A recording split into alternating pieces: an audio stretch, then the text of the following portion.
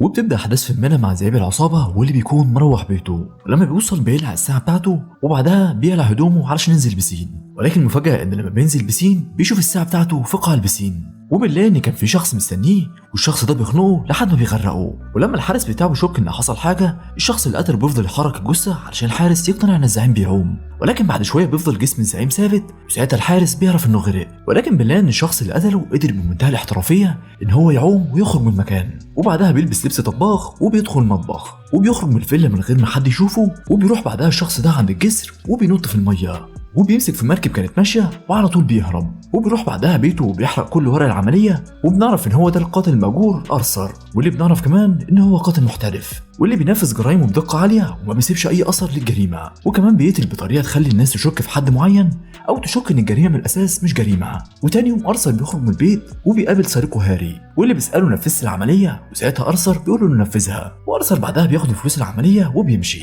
وتاني يوم بيتكلف بمهمه جديده، ولكن المهمه بتكون صدمه بالنسبه له، لانه اتكلف بمهمه انه يقتل هاري. وطبعا ارثر ساعتها بيتردد لان هاري بيكون صاحبه، وبيتصل بالناس اللي مكلفينه بالمهمه وبيقول لهم على فكره اكيد في حاجه غلط، ولكنهم بياكدوا له ان مفيش حاجه غلط وانه لازم ينفذ العمليه. وساعتها بيقول لهم ان هو لازم يقابل رئيس دين. وفعلا بيوصل ارثر للمكان بتاع الرئيس دين وبيتكلم معاه، وبيقول له دين انه سبب المهمه دي انه من فتره بعتوا 5 عملاء ينفذوا مهمه في منتهى السريه، ولكن ال5 عملاء دول اتقتلوا، وده معناه ان في جاسوس بينا. وبيقول له ان تفاصيل العمليه دي ما كانتش غير مع 2 بس، دين نفسه وكمان هاري، وده طبعا معناه ان هاري بيكون خاين.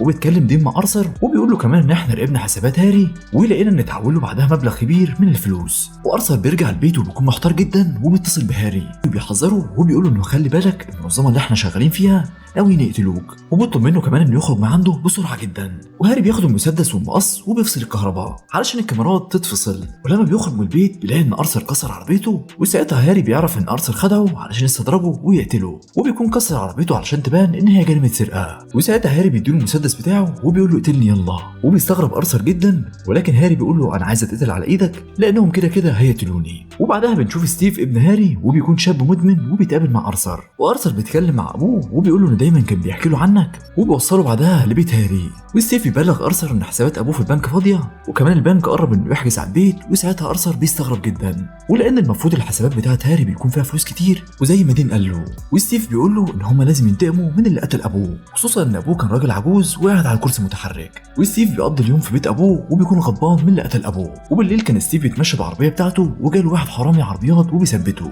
وساعتها ستيف قال ان هو ده اللي قتل ابويا ونزل وكان خلاص هيقتله، ولكن ارثر لحقه وقال له ما تقتلش حد. وبعدها بيتكلم ستيف مع ارثر وبيطلب منه تاني يوم انه يعلمه طبيعه شغله، وبيقول له ان انا عارف طبيعه شغلك وشغل ابويا كانت عامله ازاي وانا عاوز اكون زيكم. ولكن ارثر بيرفض وبيفضل ستيف انه يلح على ارثر، فبيقول له خلاص هعلمك كل حاجه، وبيطلب منه انه يقابله في ملجأ الحيوانات. وساعتها ستيف بيستغرب جدا وبيسال ارثر احنا هنعمل ايه هناك، ولكن ارثر بيقول له ان انت طالما عاوز تتعلم طبيعه الشغل بتاعتي يبقى تسمع الكلام اللي بقول لك عليه من غير نقاش.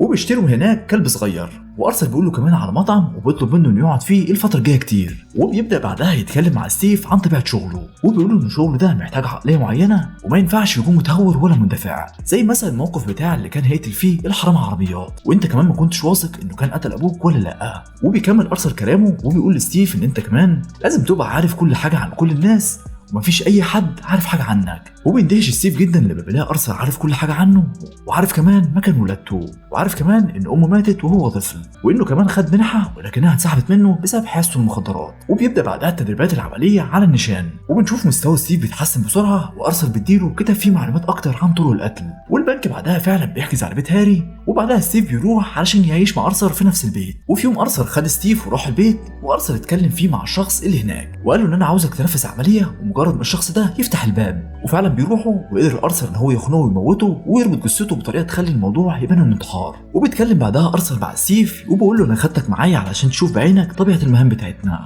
وبعدها بيروح البيت وبيوريه المعلومات اللي كان هو مجمعها من فتره عن الشخص اللي لسه قتله من شويه، وبيعرفوا ان الشخص ده كان تاجر اسلحه. وبعدها ارثر بيسلم ستيف اول ملف عمليه، وبيقول له ان اول عمليه ليك الهدف فيها هيكون واحد اسمه بورك، وده بيحب الكلاب وبيقعد في المطعم اللي انا قلت لك تقعد فيه من فتره. وطالما انت معاك كلب وبتقعد في المطعم ده بقالك كتير فاكيد بورك خد باله منك، وارثر بيحذر ستيف من بورك وبيقول له خلي بالك لان ده راجل قوي جدا وقاتل مأجور. وبيتقابلوا وبورك بيروح علشان يتعرف على ستيف وبيساله هو ساكن فين، وساعتها بيعرفوا ستيف ان هو ما عندوش مكان معين ساكن فيه وبيتنقل من مكان للتاني وعلى طول بيتصاحبوا على بعض. وارثر بيكون قايل لستيف ان هو لازم ياخد المخدر ده ويحقن بيه بورك وساعتها هيوقف قلبه وهيموت. وبالليل استهر بورك مع ستيف ولكن ستيف كان متردد ان هو يديله الجرعه دلوقتي اللي هتموته ولا لا. وبورك بيطلب منه بعدها ان هو يروح معاه البيت وستيف بيوافق وبكده بيكون بيخالف تعليمات ارثر واللي كان محذره من بورك. وبيروح مع بعض البيت وبيبداوا يتكلموا. فجاه ستيف بيقرب منه وبيخنوه وبيحاول يقتله ولكن بورك بيكون قوي جدا وبيقوم يضربه وبيحصل بينهم اكشن كتير. وبعدها ستيف بيقدر ان هو يضربه بمفك في بطنه ولكنه مش بيموت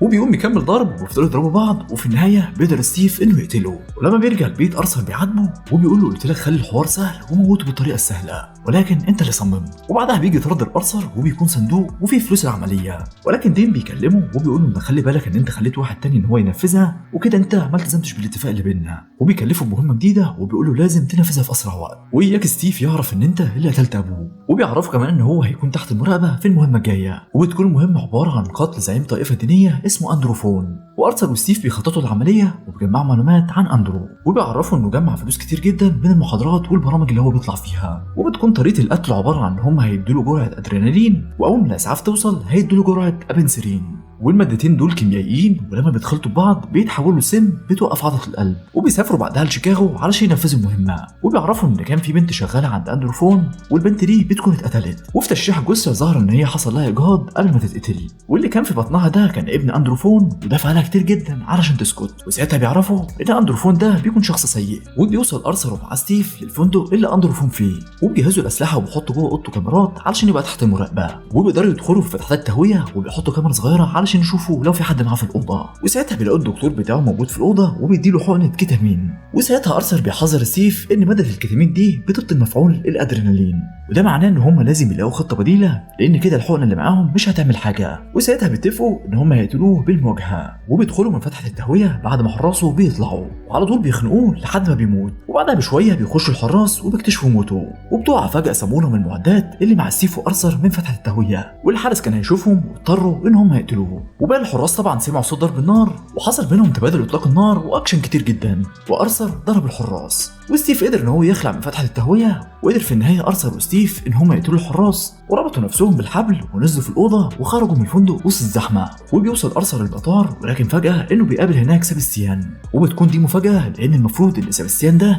كان واحد من 5 اللي اشتركوا في المهمه اللي دين قال لارثر ان هاري سلمهم فيها يعني المفروض ان سباستيان ده يكون ميت. وبيتكلم ارثر مع سباستيان وبيعرفوا ان دين دفع مبلغ كبير جدا علشان يغير الحقيقه وبيعرفوا كمان ان السبب الحقيقي لقتل هاري كان انه شاكك في عمليه كبيره المنظمه دي بتنفذها وكان لازم ساعتها انه يتقتل. وبتغاظ ارثر جدا لان دين قدر ان هو يضحك عليه بالسهوله دي وخلاه يقتل صاحبه هاري. وتاني يوم بيوصل ارثر عند بيته وساعتها بيلاقي رجال الدين وبيقدر يستخبى ارثر تحت الميه وفجاه بيطلع يهاجمهم واخد تليفون واحد منهم وكلم دين وقال له ما تبعتش حد انا جاي لك بنفسي. وبعدها اتصل ارثر بستيف وقال له انا عارف انك مش لوحدك وكان فعلا رجال الدين محاصرين ستيف. وارثر قال له ان الكنبه اللي انت قاعد عليها دي انا مخبي فيها مسدس وفعلا قدر ستيف ان هو يوصل للمسدس واخد وقتل رجال الدين اللي محاصرينه. وبيوصل بعدها ارثر لستيف وبيطلب منه انه يجهز المعدات وعلى طول بيحطها في المركب وبيجمع ارثر معلومات عن الحارس الشخصي بتاع دين علشان يحتاجها. وستيف وهو بيجمع الحاجه بيشوف مسدس ابوه وساعتها بيشك ان في حاجه حصلت بين ارثر وابوه وهو ما يعرفهاش. وفي الطريق بيبدا ستيف يتكلم مع ارثر وبيساله انت بتفتكر الاشخاص اللي قتلتهم ولا لا ولكن ارثر بيقول له لا مش بفتكرهم. وبعدها بيساله ستيف لو انت قتلت حد اكون اعرفه وساعتها ارثر بيقول له ايوه. وبيستنتج ستيف ان ارثر هو اللي قتل ابوه. وبعدها بيوصل لبيت الحارس الشخصي بتاع دين وارثر بيخش ويضرب عليه نار في رجله وبيهددوا بانهم هيقتلوا بنته. وارثر بيقول ان هو يحط ايديها في المفرمه لو ما اتكلمش ولكن الحارس بيكون رافض انه يقول اي حاجه. وبعدها بيتصل ارثر بدين وبيقول ان انت غفلتني في حوار هاري وساعتها دين بيقول ان انا اتعرض عليا 50 مليون من المنظمه علشان اخلص منه وانا دلوقتي هحول لك 10 مليون دولار وكأن الحوار ما حصلش. ولما بيرفض ارثر عرض دين بيقول ان انت كده ضيعت على نفسك صفقه كبيره وكده كده مش هتعرف توصل لي. ولكن ارثر بيقول له خلاص انا عرفت مكانك. وفعلا ارثر بيكون في المبنى اللي دين فيه وبيطلب ساعتها دين من حراسه ان هم يخرجوه. وبنشوف ارثر وستيف بيجهزوا الاسلحه وبيحطوا كاميرا صغيره في الجراج وبيشوفوا ارثر في الكاميرا وبيدخل فيهم بالعربيه وبيحصل بينهم تبادل اطلاق النار. وبعد اكشن كتير جدا بيقدر ارثر انه يقتل عدد كبير من رجال الدين وستيف قدر ان هو يسرق اتوبيس ويدخل بيه في باقي العربيات، وبيحصل انفجار كبير جدا، ولكن ستيف كان نط من الاتوبيس قبل ما يخبط فيهم. وبعدها ارثر بيركب عربيه كبيره وبيدخل في العربيه اللي دين موجود فيها، وبتتقلب عربيه دين، وساعتها بينزل ارثر وستيف وبيضربوه بالنار وبيقتلوه. وبعدها ارثر بيقول لستيف ان احنا لازم نختفي فتره، وارثر خد باله ان مسدس هاري مع ستيف. وبعدها ارثر بيطلب من ستيف ان هو يحط بنزين في العربيه، وستيف بينزل وبيحط بنزين وبيتعمد انه يسيب التانك مفتوح، وعلى طول بيضرب طلقه في التانك علشان العربيه تنفجر، وبنعتقد ان ارثر مات. وبيرجع ستيف لبيت ارثر، وساعتها بيلاقي رساله من ارثر انه لو بيقرا الرساله دي وده معناه انه هيكون ميت. وفي اللحظه دي البيت بينفجر، وبنعرف ان ارثر نزل وفلت من الانفجار قبل ما يحصل،